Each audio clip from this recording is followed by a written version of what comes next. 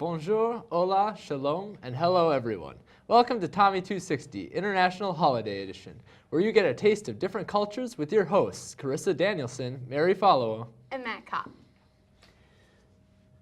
The holiday season is loaded with traditions from around the globe. Today you'll get a small taste of Armenia with a dish called manti, hear about an American's Christmas experience overseas, and performance by the young South Korean pop artist Maida. Before we cross cultural borders, let's take a look at the news with Mary and Carissa. Thank you, Matt. St. Thomas Jr. Charles Pacoa suffered a mild wound after a bullet skimmed his wrist from a nearby police chase. Pacoa was sitting in his off-campus apartment on the 1700th block of Dayton Avenue when the bullet came through his window. Pacoa said he heard police sirens followed by a pop. He reported that the bullet grazed his left wrist before striking the Gatorade bottle sitting in his left hand. His roommates dialed 911 and Pacoa was brought to the emergency room around 10 a.m. Saturday. Vice President of Student Affairs Jane Canny alerted parents registered for the UST Parent Resource Program via email that the bullet was from a police chase. The St. Paul Fire Department paramedics arrived at the scene and treated Pacoa's wound. Canny's email said she doesn't believe that there's an ongoing threat to the St. Thomas neighborhood. With the death toll in the Philippines rising close to 4,000 people and an additional 4 million people displaced, according to the Filipino government, the United States military is doing their part to aid in the relief effort. With an additional 1,000 Marines joining in the distribution of food and water, the U.S. military is striving to get supplies to those most in need. So far, over 750,000 pounds of relief supplies have been provided by the U.S. and will help to continue to be given as the nation struggles to recover. And now, Be a Santa to a Senior program is giving those who are in need. Christmas is a holiday for kids of all ages, and one group is capturing that spirit with a service program called Be a Santa to a Senior.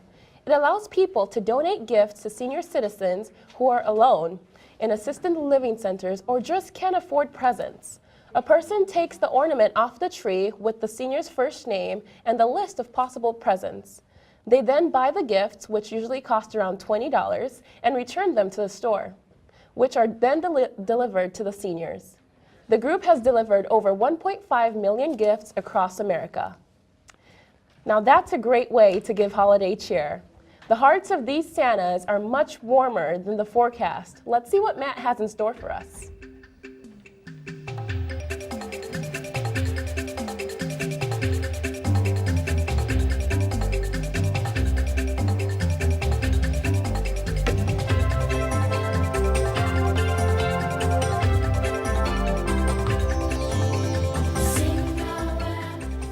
Thank you, Mary. Currently, it is 43 degrees outside. Not too bad for mid-December here in Minnesota.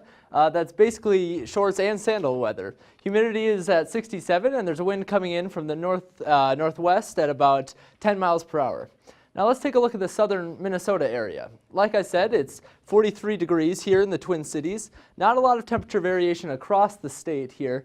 It does stick to the mid-40s. A little warmer in the southern cities here with Redwood Falls, Mankato, and Faribault. And then up north, Little Falls, Alexandria, a little cooler with a little bit of warmth in Cambridge. But everywhere else sticks to about 43, 44 degrees. Now we do have a cold front moving across from the west coast here. Montana and the Dakotas a little cooler as it comes, the wind comes sweeping in through here in a couple of days. So expect a little bit of cold air from the northwest and those cooler temperatures from those western states. So you better bundle up as that cold weather comes sweeping through. Now we do have a little bit of cloud movement here. Again, coming in from the west. In the Dakotas, there is a little bit of a break here, and that'll be coming in here and hitting us in a couple of days. So again, you will have a little bit of break from this cloud cover this weekend, and we'll be looking forward to some sunshine. So, and then our 5-day outlook, Tuesday, 38 degrees, mostly sunny. Wednesday and Thursday, 28 and 30 degrees respectively, a little cooler with a little bit more cloud cover. And then Friday and Saturday, the weekend, 32 degrees and 35 degrees. So it is going to get a little bit warmer for our weekend forecast.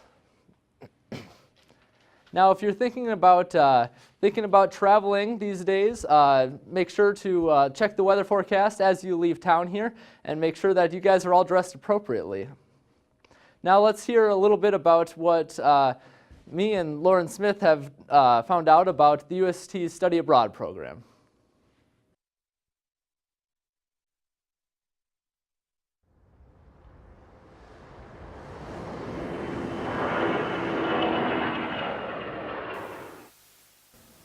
As the end of the semester approaches, many students are busy with tests, papers, and assignments, but not all of them in Minnesota.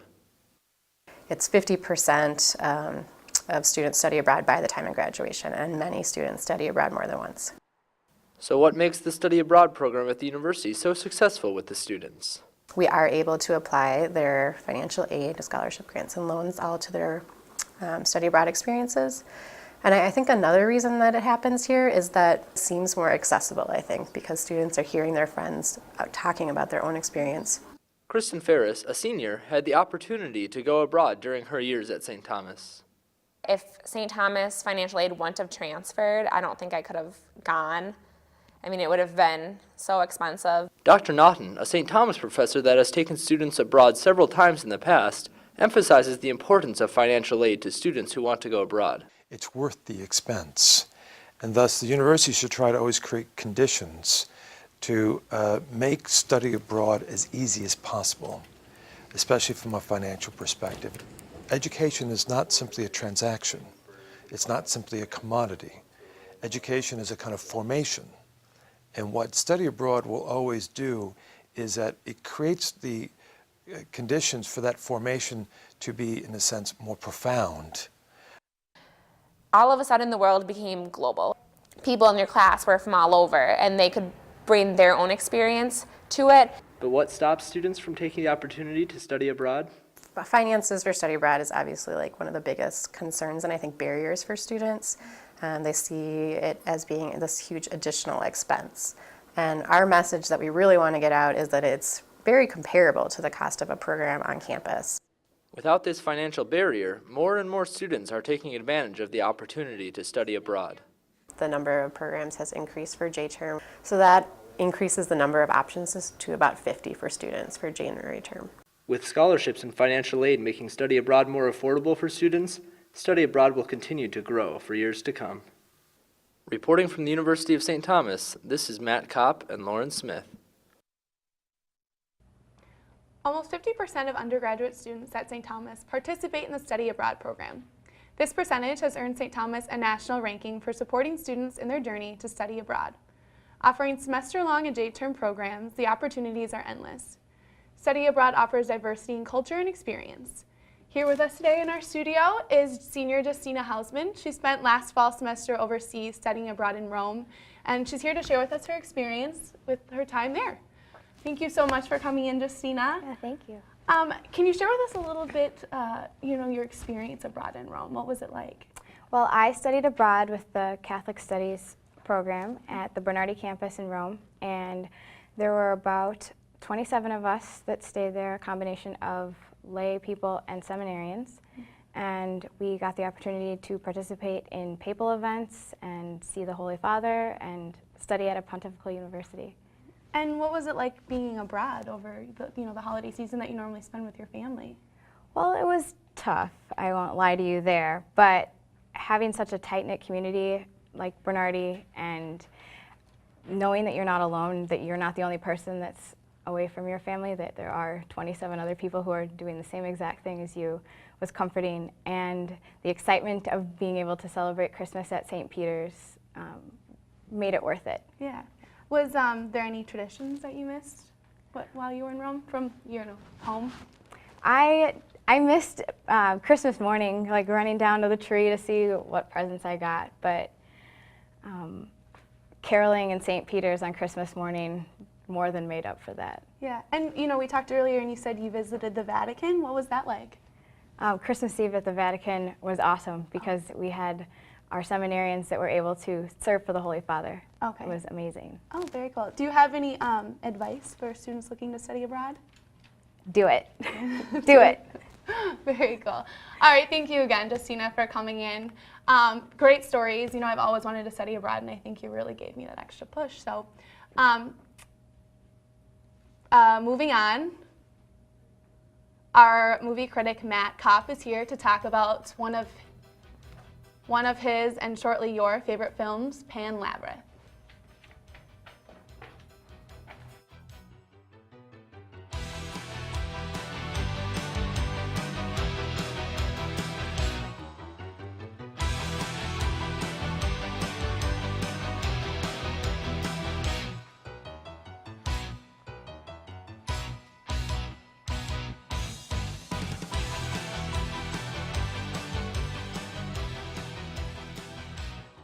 Thanks, Carissa.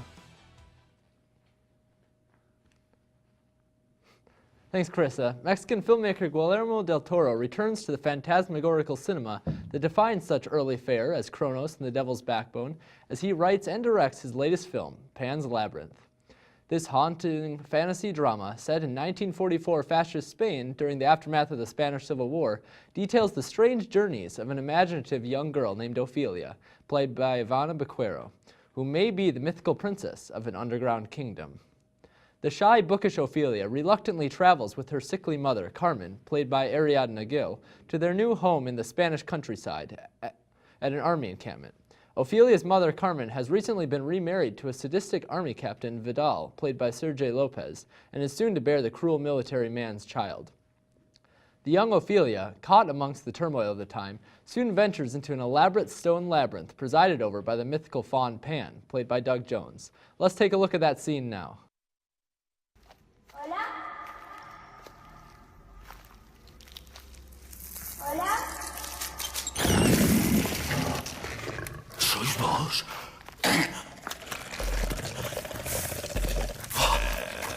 ¿Sois vos? ¿Habéis regresado? No os asustéis, os lo ruego. Mirad, mirad.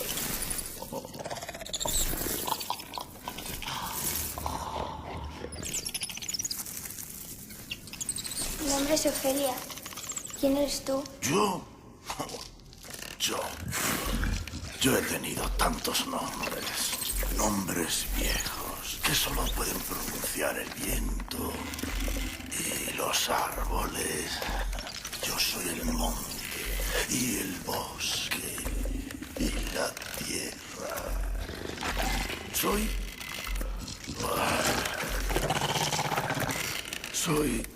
un fauno.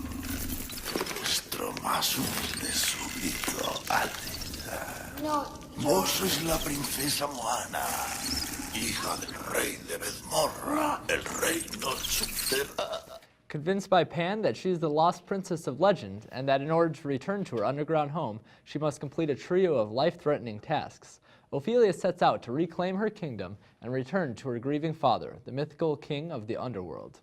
Ophelia balances reality and fantasy as she tries to keep her two worlds from crashing in around her. It's a film of horrors and marvels, the tone ranging from savage atrocity to divine benevolence, the movie bursting with provocative ambiguity that provides the stuff of endless debate over the story's meaning and even its outcome.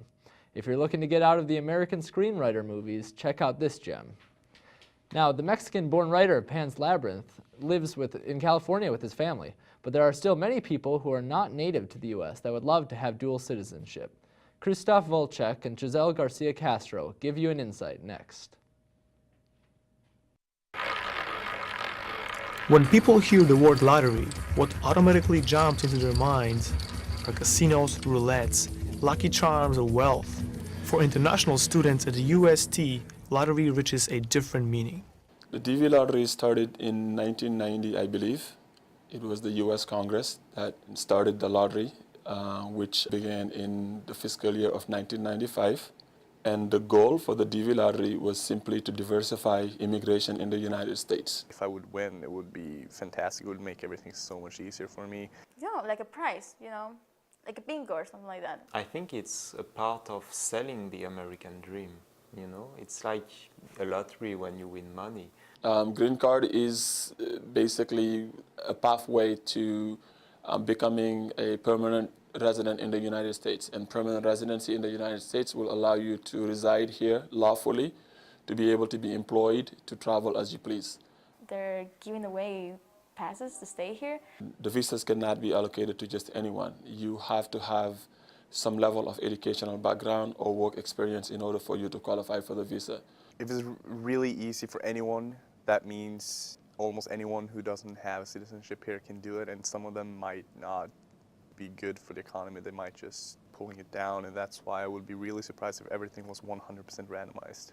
Even though everyone understands what the prize is, ways to get it seem to be more controversial. There is nothing else like it. It is the most unusual way of becoming a resident. The only other way of becoming a resident would be to be sponsored by an employer or to get married to an American woman. The number of visas that were allocated towards the DV lottery were about 55,000. Okay, 50,000 out of 50 million. Yeah, that means what? Like I have 0.1% or whatever chance of winning. It's indeed kind of random, and it doesn't take it into account if you are in a very difficult situation and if moving to the US would improve your situation a lot. Not every country is qualified to apply for the green card. As I started reading it, I saw that Ecuador was one of the countries left out of the list. I was definitely gonna go for it. You know, write my name, whatever the process was, just to get one. The countries that are not eligible are the ones that either they have a strong representation in the United States. I don't think it's fair. You know, they shouldn't exclude their country just because there are too many of the population of the nationality here. So some of the students that won it last year, they couldn't believe it's real until they got their green card in the mail. They thought it was some joke. What we do know is that the lottery is happening in this very moment. UST have had one winner each year. There is nothing else to do but keep your fingers crossed and wait for the results.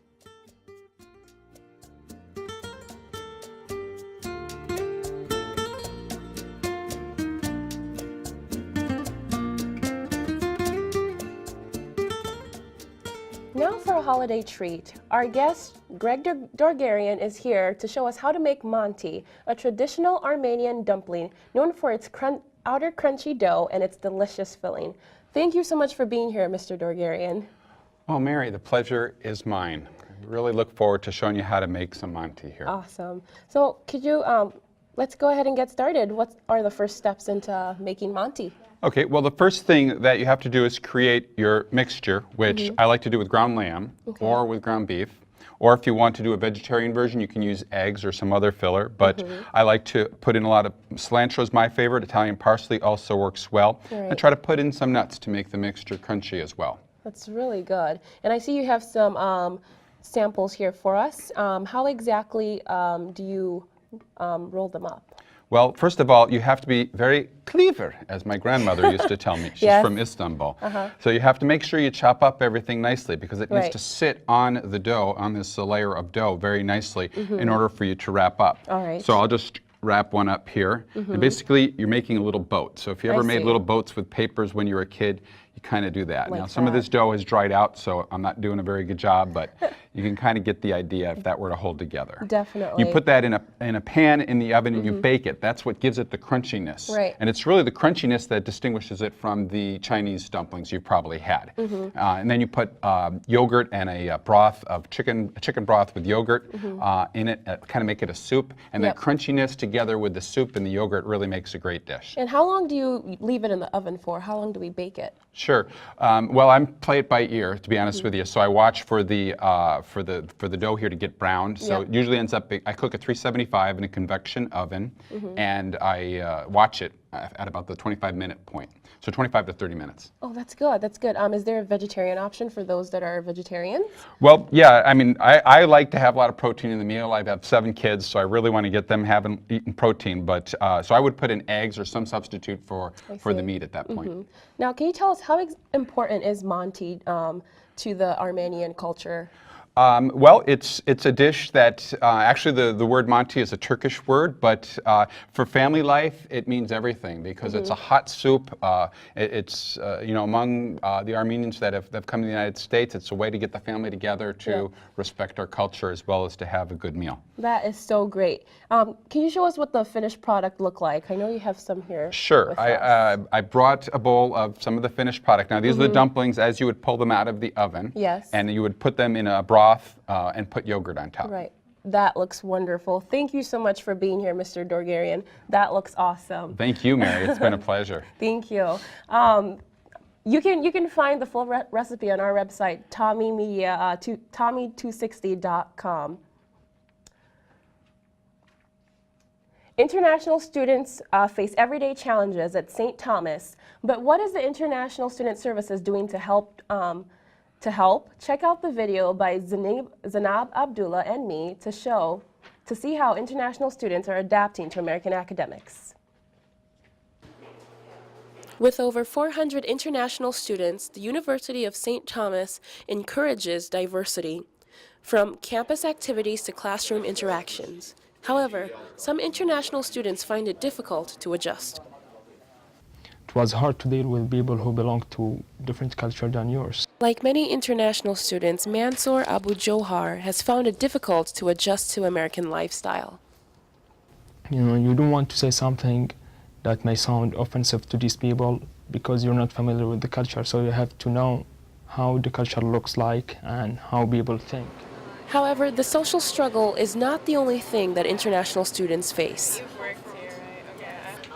I still feel my English skill is not as good as a real American school student.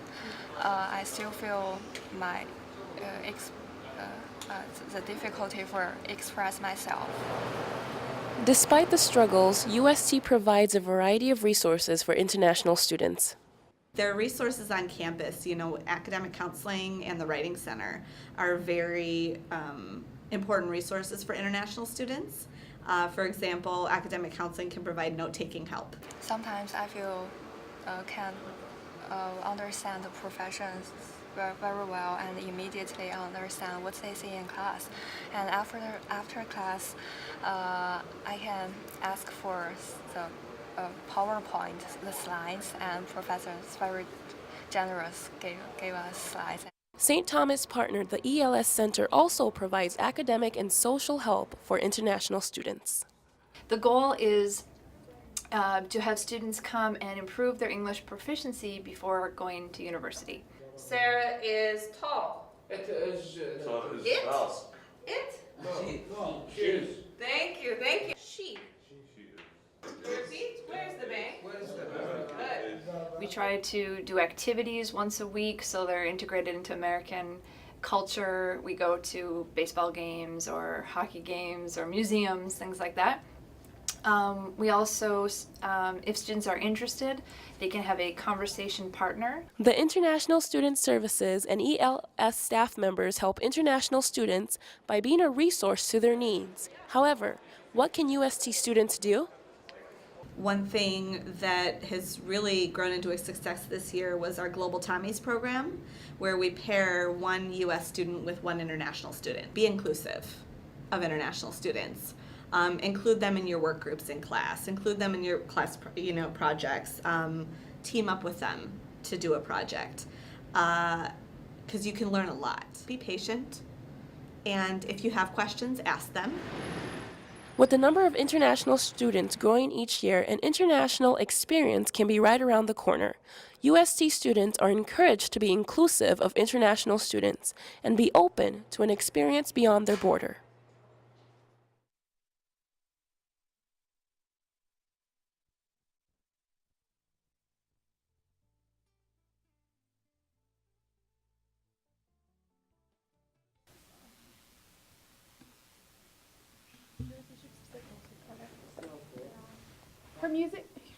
Her music has been featured both locally and nationally, including The Rachel Ray Show, The Jersey Shore, and Good Morning America. Born in South Korea, Maida was adopted as an infant and showed signs of becoming a musician since she could stand up in her crib, swaying to records her parents played in her bedroom.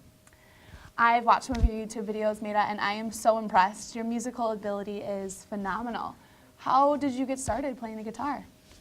Well, I started when I was really young playing piano, and then I started listening to more pop rock music, and at a family cabin trip, I locked myself in a cabin literally and taught myself like Beatles, Nirvana, Weezer, blues songs. Those are some great musicians. So what are more of your inspirations in music now? Now I'd have to say more hip-hop, R&B.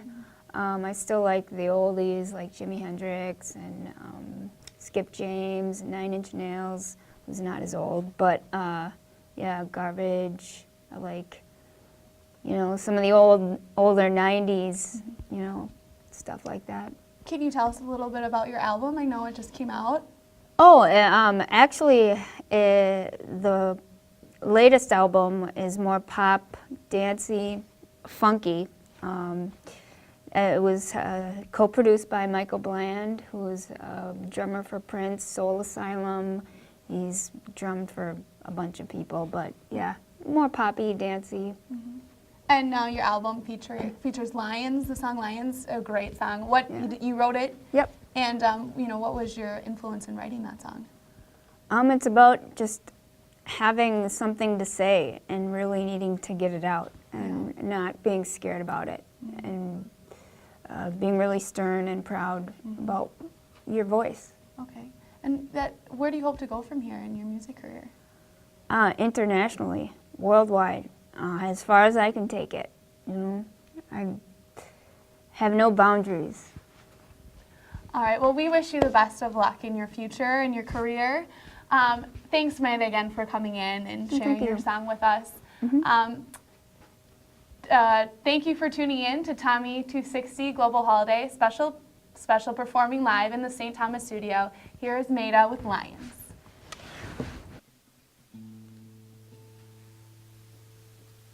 Will you have lions, lions, lions, lions in your mind that you are trying to hide?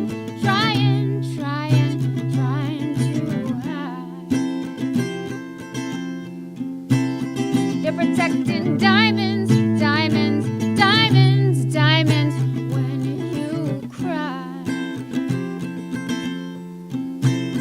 I can see them shine.